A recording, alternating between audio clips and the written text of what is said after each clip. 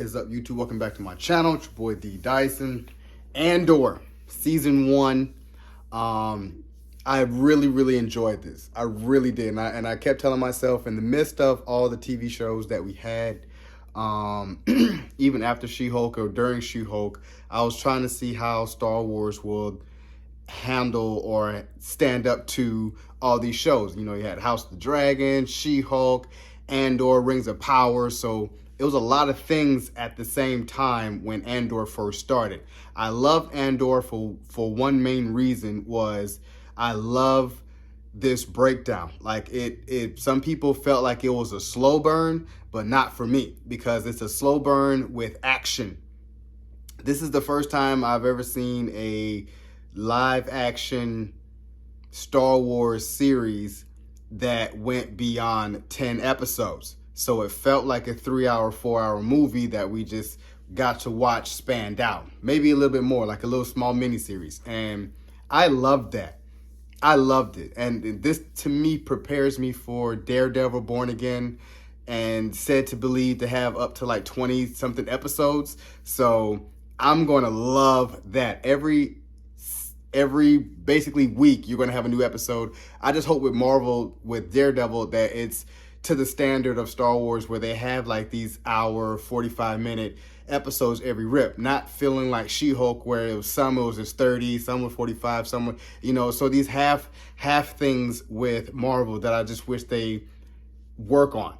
But back to Andor. I loved this. I love Diego Luna as Cassianandor. It just shows where he comes from, because from Rogue One, you just knew who Cassianandor. He was one of those pivotal roles of just doing these dangerous missions, and you didn't know if you were on, you know, if he was playing for the good side or bad side. You just didn't know. And I liked understanding where he comes from and how he's doing the things that he's doing.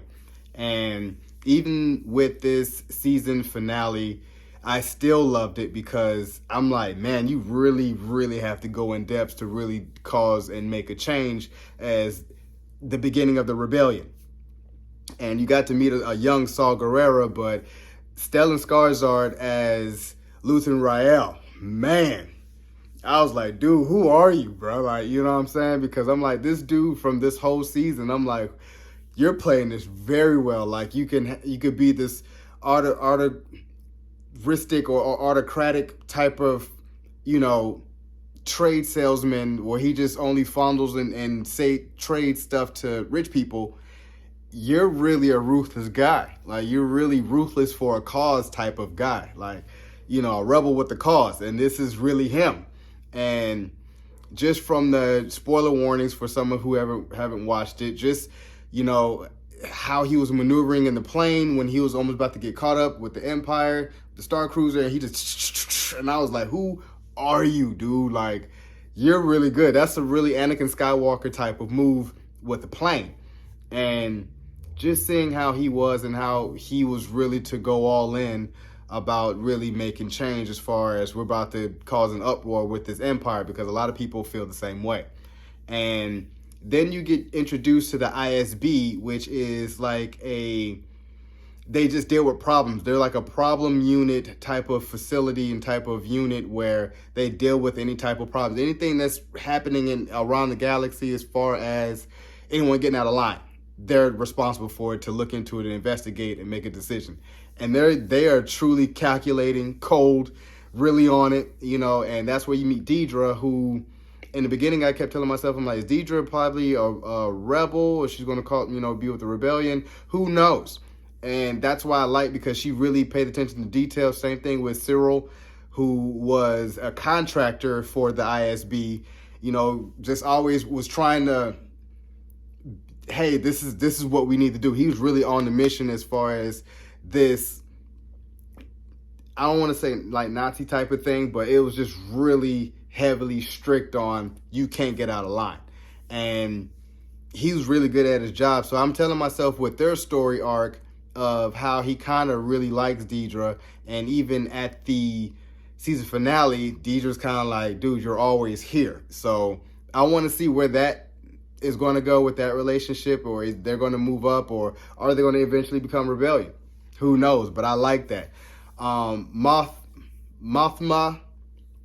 I'm like, I see her beginnings as a senator and how she's just, you have to be in that rich lifestyle, being on Coruscant, and you could just tell like Coruscant's like DC, like where all the, all the high politic type of people live, and the aristocratics and all these high profile people live, and she has to play this role on top of playing a double role and understanding that Lutheran is that type of guy to really cause. So they're really spearheading the rebellion. And we only knew Mahatma, I think I'm saying it right, but Mahatma and New Hope. She was just like, we're building hope. And I was like, who are you, lady? You know what I'm saying? You only saw her through the, like when they projected her, you didn't really get to see her in real life, like type of thing. So now we get to kind of see where her humble beginnings of where she is and who she is and how she's really trying to kickstart the rebellion. Same thing with Saw Gerrera, with Forrest Whitaker, a young Saw Gerrera, and you've seen how Lutheran had to really do a politicking with him to be like, dude, this is really life or death. Like, he basically showing Saw Gerrera how to be ruthless. Like, I didn't want you to make you have to make this choice, but he was showing him this is how you have to think to make these type of choices. And that led to how Saw Gerrera is really, really, really ruthless, but he was ruthless in the point to get the job done. And like I said, with Cassian Andor going about, how do you have to do these missions, and even doing the mission, getting the money, trying to go back to Marva, and, just being on Ferrix and seeing how all that played about with Marva and how she found him and took him in as her own and raised him. And because she was really trying to be, hey, we have to do rebellion, but she just got old. So that's why I loved Cassian Andor's story, is he's really that rebel spy to really kickstart a lot of stuff.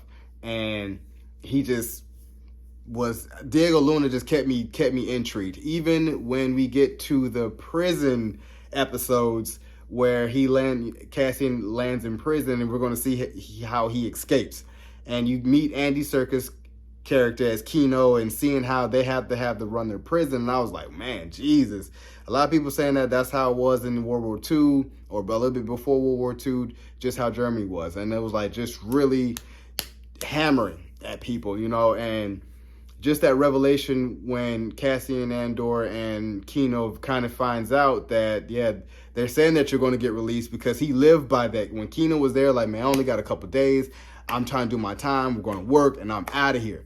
And get that revelation. It's like, well, we're here, and they're not really trying to let nobody leave, because they don't want nobody to know what this is or what's going on. And I was like, whoa. So he has a revelation, like, yeah, we definitely got to get out of here. So, and Cassian Andor, to me, has that niche of escape, kind of like Riddick. If you guys ever watch Chronicles of Riddick, it just reminds me he has a very good knack to escape, to get in and out of places. That's just the way he is. And that's why I love this series, because it's really showing how this came to be. And it's not a slow burn to me, because it shows character building, it shows world building. Even in the season finale, when Mothma brought up her husband's gambling addiction, and they brought up Kento Bite, and I was just like, that was in The Last Jedi. So I love the world building, because the galaxy and Star Wars can forever be world building. And I just love the beautiful scenery, the beautiful planets that they were on, especially when he went on vacation and saw this beach, endless beach. And then, it's just showing different places and locations. When they were doing the heist, I was telling myself it has to be somewhere in the Netherlands, Australia, somewhere where it's just beautifully shot. Probably Belfast looks like something with Game of Thrones, the House of the Dragon type of thing. And I just love how they are building upon that. And that's why I really give this show a 10 out of 10, because I think as a Star Wars show, they are not afraid to show grittiness. I feel like they're not trying to show any blood, but they do show people dying, especially in the first episode. I'm like, man, okay, this is where we're going. I really like that approach, especially with Star Wars, because they're not afraid to show deaths. That's always been Star Wars from early on to the Clone Wars with the animated series. So they're not afraid to do that. And I love that. And I just love this because it's story building. So, you guys enjoyed my review of Andor Season 1. Subscribe to my channel, post comment down below, and like the video. It's your boy, D Dyson. Peace.